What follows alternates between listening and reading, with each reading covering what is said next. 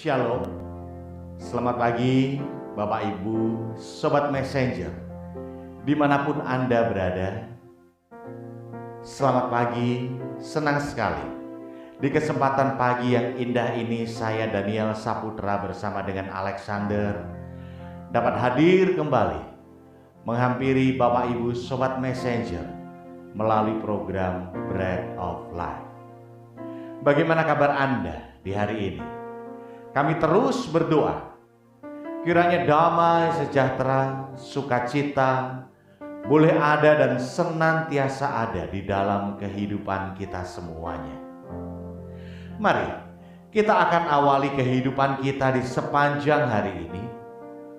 Kita mau tenangkan hati kita mau teduhkan diri kita mau buka hati kita untuk mendengar kebenaran firman Tuhan yang kiranya ini boleh menjadi landasan untuk kita mengarungi kehidupan kita di sepanjang hari ini.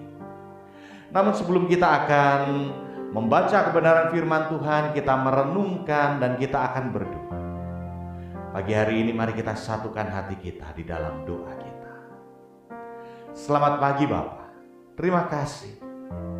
Pagi yang indah Tuhan anugerahkan di dalam kehidupan kami. Hari yang baru Tuhan anugerahkan kepada kami untuk kami boleh kembali ada. Kami boleh kembali melakukan setiap aktivitas kami. Pagi hari ini kami membuka hati kami meneduhkan diri kami, jiwa kami untuk kami datang kepadamu ya Bapa. Kami mau mendengarkan kebenaran firman-Mu. Tuhan, kiranya Engkau yang akan urapi kami semuanya dengan pengertian daripada-Mu, sehingga kami boleh menerima itu sesuai dengan kapasitas yang Engkau berikan, yang Engkau anugerahkan kepada kami. Berbicaralah kepada kami, sebab kami siap untuk mendengar. Terpuji nama-Mu. Demi Kristus kami berdoa. Semua yang percaya katakan amin. Bapak Ibu Sobat Messenger dimanapun Anda berada, untuk menilai sesuatu produk, ya, apakah produk ini berkualitas atau tidak? Produk ini bagus atau tidak? Produk ini layak dijual atau tidak? Diperlukan sesuatu yang namanya proses pengujian. Nah, di sebuah perusahaan ada bidang khusus yang menangani hal tersebut, yaitu bidang quality control. Bapak Ibu Sobat Messenger dimanapun Anda berada, sebuah perusahaan tidak akan meluncurkan sebuah produk apabila mereka menilai bahwa ini adalah produk yang jelek, produk yang tidak bagus, produk yang gagal. Karena apa? Ketika perusahaan itu memaksakan diri untuk meluncurkan produk tersebut di tengah-tengah masyarakat, maka dapat dipastikan bahwa produk tersebut tidak akan pernah laku, dan hal itu akan memalukan perusahaan tersebut. Nah, pagi hari ini saya mengajak kita semuanya merenungkan tentang hidup kita, tentang diri kita. Kita harus ketahui bahwa Tuhan, Sang Pemilik kehidupan kita, itu menginginkan bahwa kita memiliki hidup yang berkualitas. Ya, Tuhan menginginkan agar Anda dan saya, kita semuanya memiliki hidup yang berkualitas. Maka pada pagi hari ini saya memberikan judul renungan saya adalah quality control. Ya, bagaimana Tuhan menguji kualitas dari diri kita, sehingga kita boleh menjadi manusia yang berkualitas, yang diperkenan oleh Tuhan. Bapak Ibu, Sobat Messenger dimanapun Anda berada, dalam perjalanannya menuju tanah perjanjian, ya, dikisahkan selama 40 tahun Allah menguji kualitas manusia dari bangsa yang menjadi pilihannya, yaitu bangsa Israel. Jarak sesungguhnya ketika mereka keluar dari tanah Mesir menuju ke tanah perjanjian sebenarnya nggak mencapai 40 tahun. Tetapi selama kurun waktu tersebut Allah menguji, Allah menilai kualitas dari bangsa pilihannya. Nah, selama itu Allah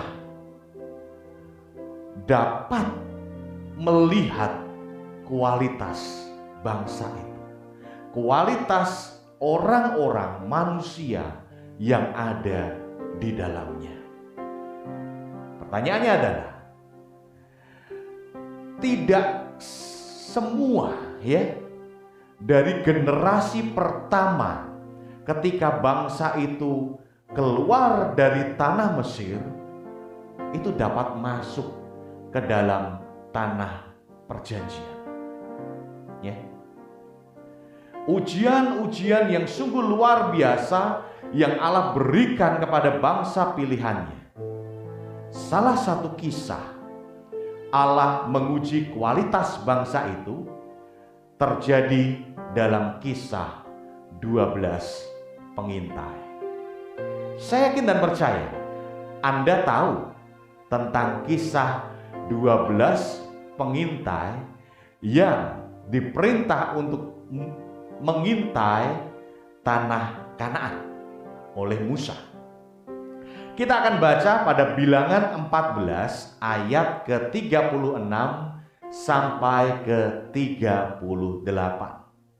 Bilangan 14 ayat 36 sampai ke 38. Saya akan bacakan untuk kita semuanya. Adapun orang-orang yang telah disuruh Musa untuk mengintai negeri itu, yang sudah pulang dan menyebabkan segenap umat itu bersungut-sungut kepada Musa dengan menyampaikan kabar busuk tentang negeri itu, negeri yang diintai maksudnya. Orang-orang itu mati kena tulah di hadapan Tuhan. Ayat ke-38. Tetapi yang tinggal hidup dari orang-orang yang telah pergi mengintai negeri itu hanyalah Yosua bin Nun dan Kaleb bin Yefune. Bapak Ibu Sobat Messenger dimanapun Anda berada, mengapa hanya Kaleb dan Yosua yang masih hidup? Karena apa? Karena mereka telah lolos uji kualitas hidupnya di hadapan Allah. Tuhan menilai kualitas kita dari setiap tantangan yang Tuhan berikan di dalam kehidupan kita semuanya. Dari awal saya katakan, sesuatu yang berkualitas itu harus lolos uji, harus lolos ujian.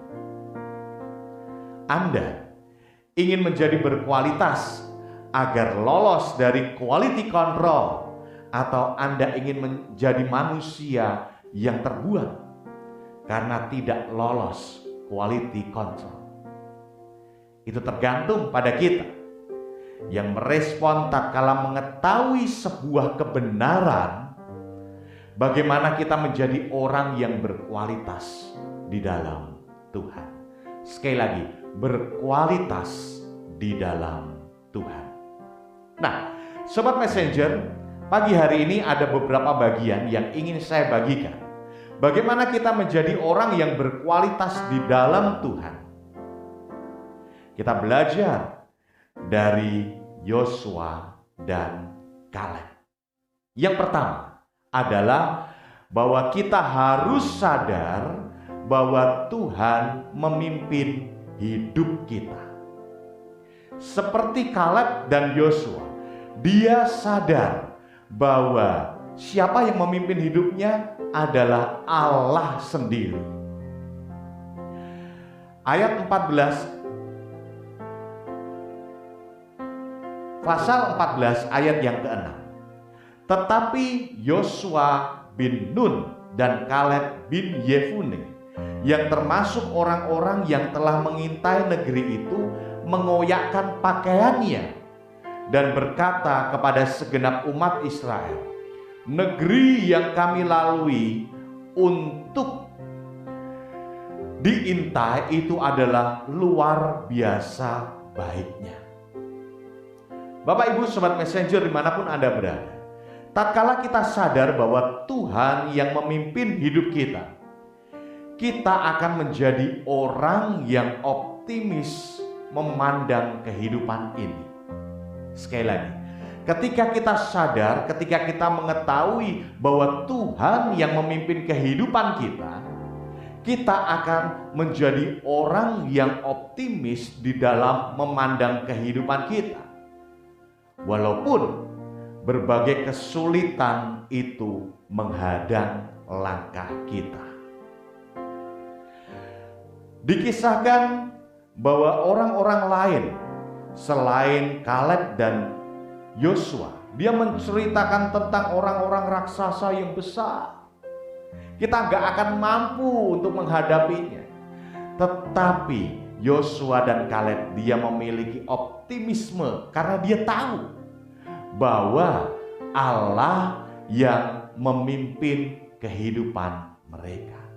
Allah yang menyuruh bangsa itu keluar dari tanah Mesir menuju ke tanah perjanjian. Yosua dan Kaleb sadar dan mengaminkan itu, bahwa Dia Allah yang akan juga memimpin langkah mereka, walaupun tantangan yang demikian besar. Bagaimana kita memandang kehidupan kita? Seringkali kita memandang bahwa tantangan yang kita hadapi itu lebih besar dibanding dengan kekuatan kita. Maka kita akan gampang menjadi orang yang menyerah. Kita akan gampang menjadi orang yang pesimis. Karena apa? Karena kita tidak menyadari di dalam kehidupan kita bahwa Tuhan yang memimpin langkah hidup kita. Seberat apapun beban kehidupan kita, seberat apapun pandangan kita terhadap sekeliling kita, masalah yang menghimpit hidup kita, tatkala kita sadar bahwa Tuhan sendiri yang memimpin hidup kita, milikilah optimisme itu di dalam hidup kita. Yang kedua, bagaimana Yosua dan Kaleb itu memiliki kualitas yang sungguh luar biasa di hadapan Allah. Mereka mengenal Tuhan yang memimpin hidupnya. Itu yang kedua. Yang pertama tadi apa? Mereka tahu bahwa Tuhan itu yang memimpin. Yang kedua, lebih dalam lagi, mereka mengenal siapa yang memimpin kehidupan mereka. Jika kita mengenal Tuhan yang memimpin hidup kita, maka kita akan berusaha semaksimal mungkin untuk menjadi orang yang berkenan kepada Tuhan. Pasal 14 ayat yang ke-8. Jika Tuhan berkenan kepada kita, maka Ia akan membawa kita masuk ke negeri itu dan akan memberikannya kepada kita suatu negeri yang berlimpah-limpah susu dan madunya. Apa? berkenan. Ayat yang ke-9, hanyalah jangan memberontak kepada Tuhan, dan janganlah takut kepada bangsa negeri itu, sebab mereka akan kita telan habis. Yang melindungi mereka sudah meninggalkan mereka, sedang Tuhan menyertai kita. Jangan takut kepada mereka. Ya, Yosua dan Kaleb mengenal Tuhan, Tuhan yang harus kita sembah. Kepada Tuhan, hanya kepada Dia kita takut. Dia mengenal Allahnya, ya. Sehingga mereka berusaha untuk menjadi orang yang diperkenan oleh Tuhan. Bapak Ibu, Sobat Messenger dimanapun kita berada, sejauh mana kita mengenal Tuhan?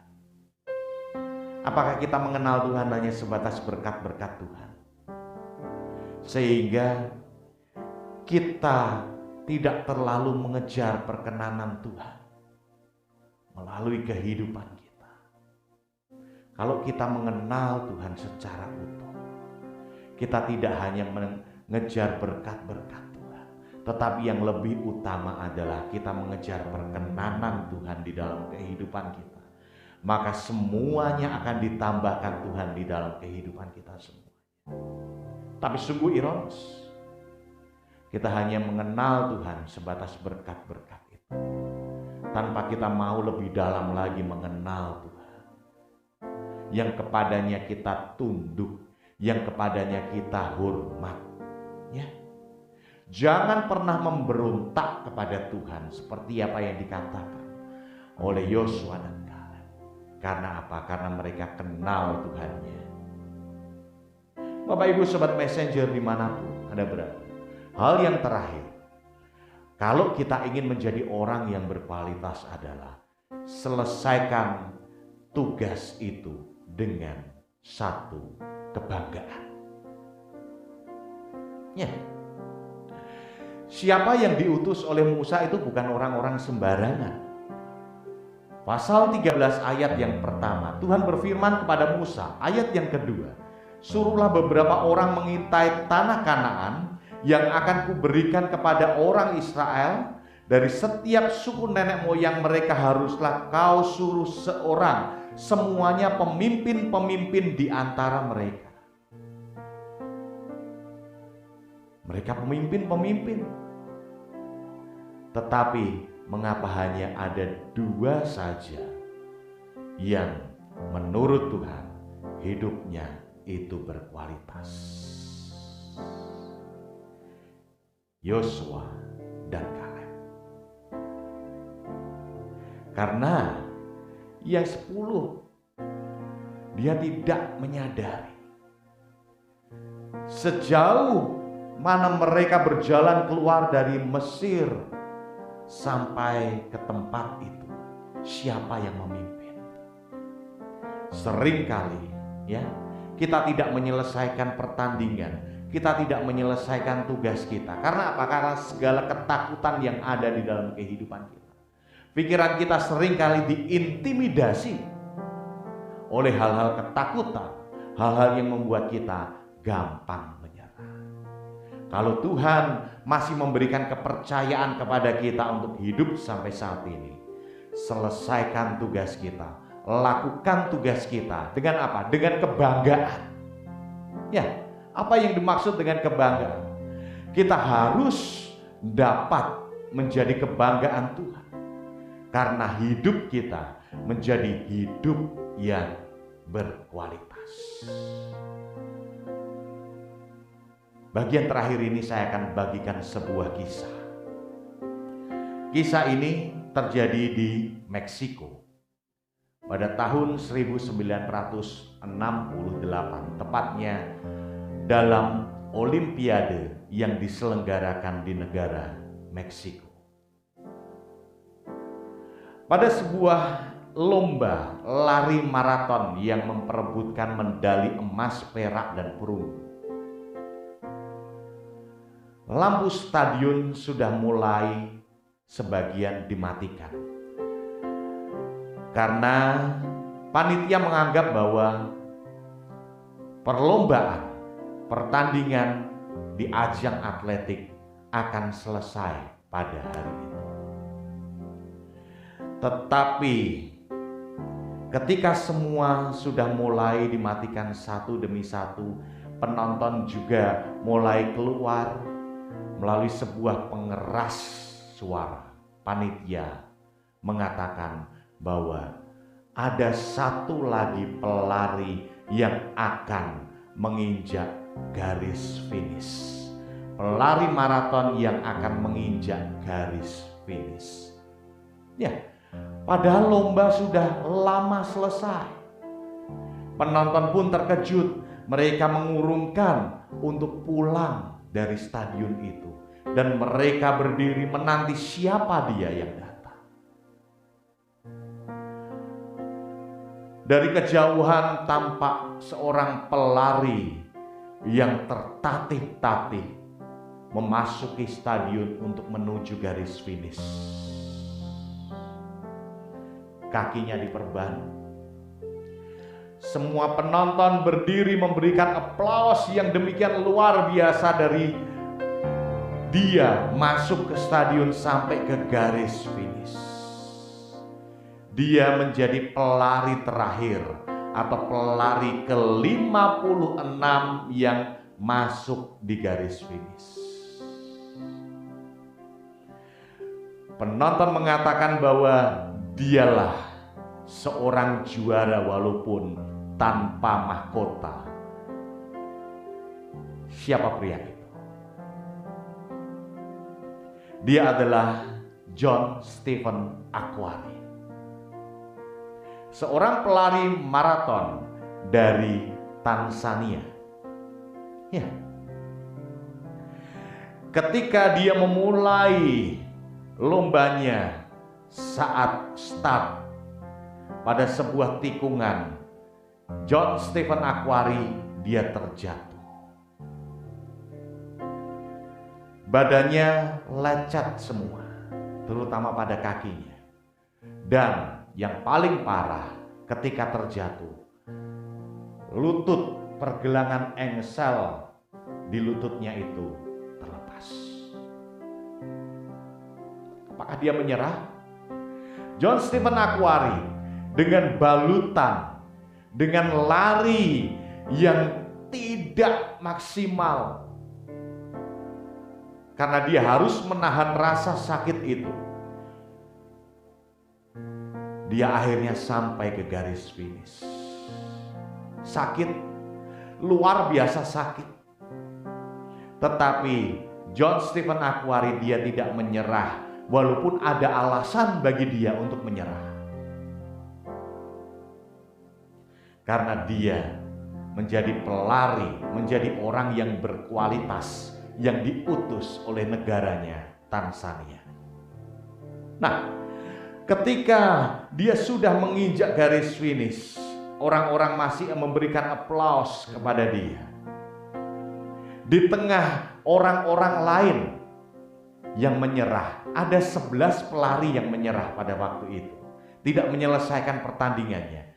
Walaupun ya, dia tidak seperti John Stephen Akhwari, tidak terjatuh, tidak cedera, tetapi ketika dia mengetahui jaraknya udah terlalu jauh, menyerah.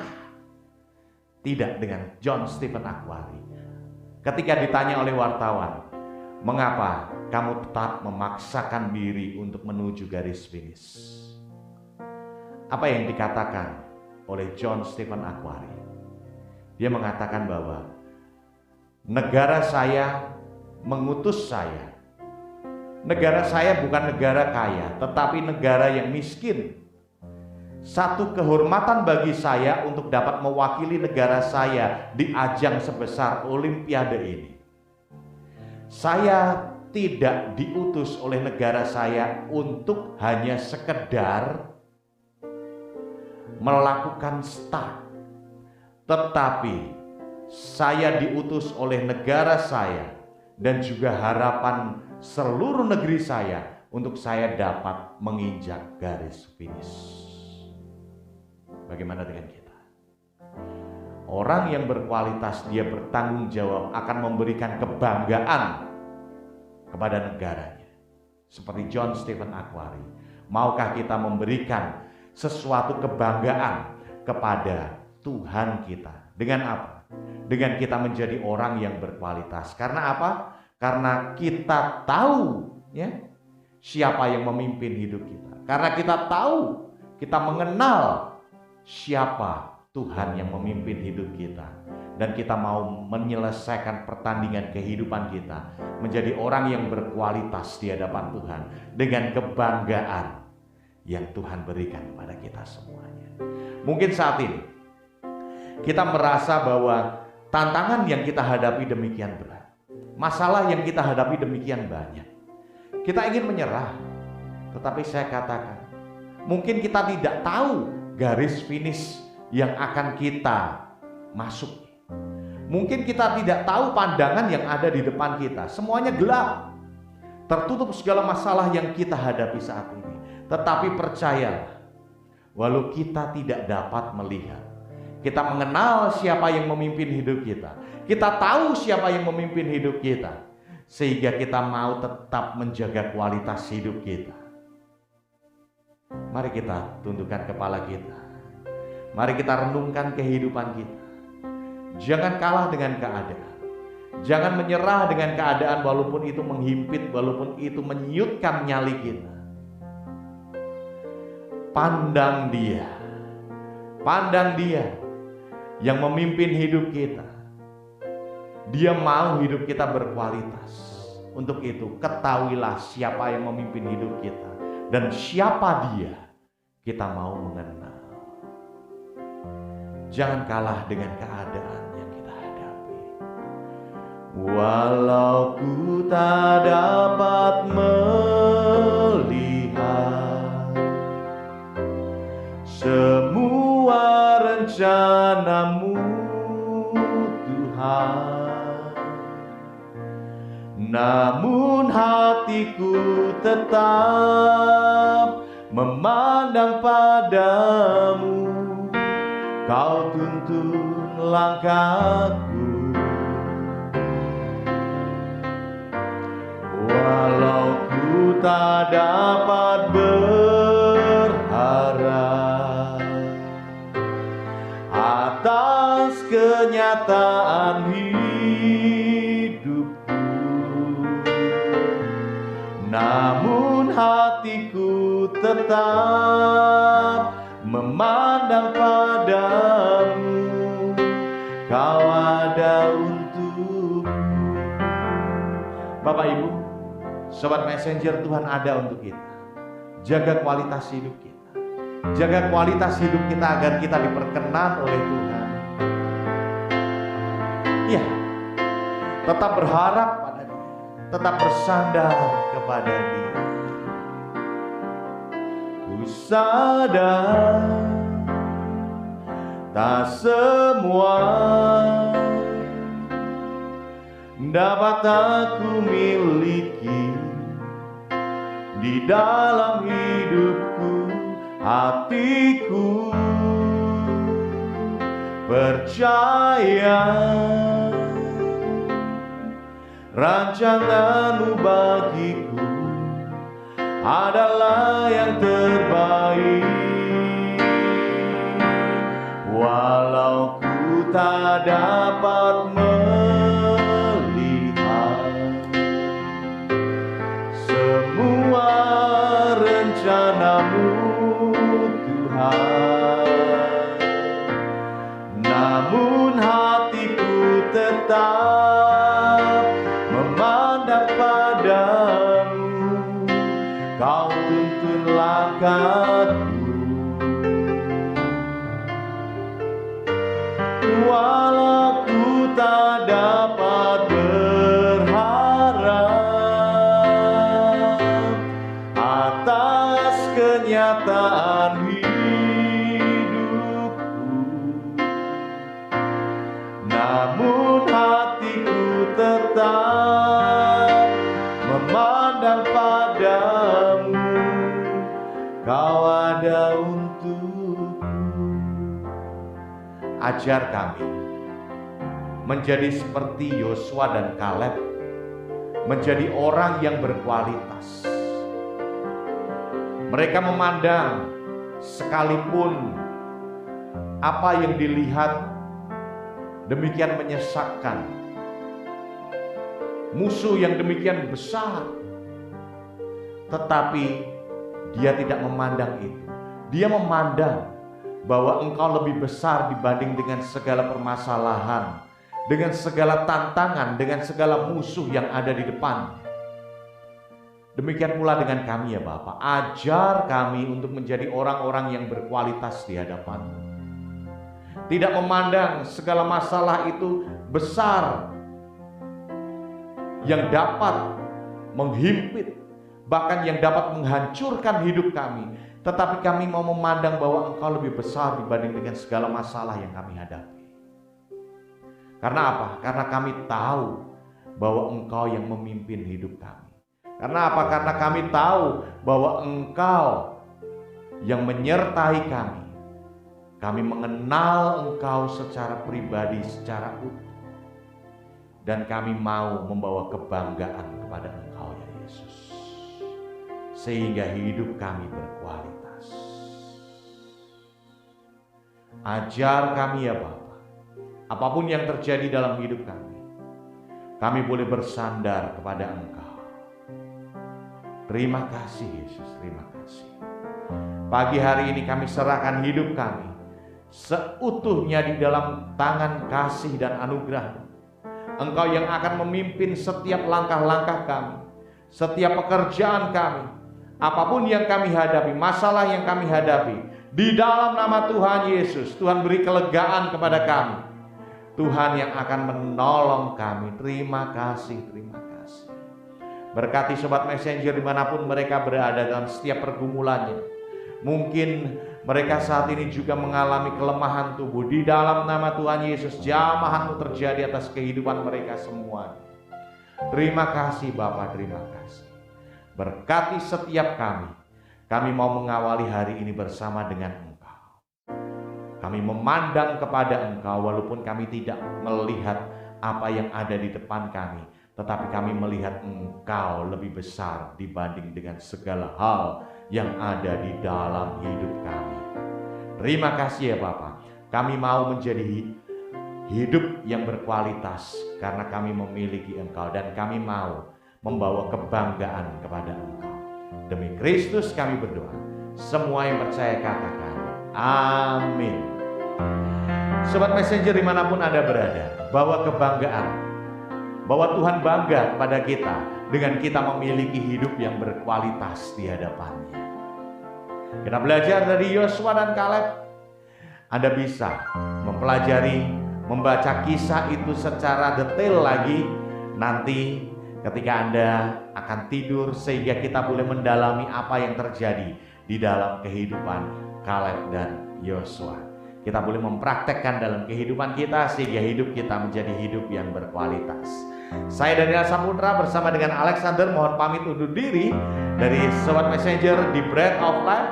Apabila Anda diberkati melalui video ini, silakan like, share, dan subscribe. Mari kita jadi berkat untuk orang-orang yang ada di sekeliling kita. Tuhan menyertai kita semuanya, menuntun langkah hidup kita semuanya. God bless.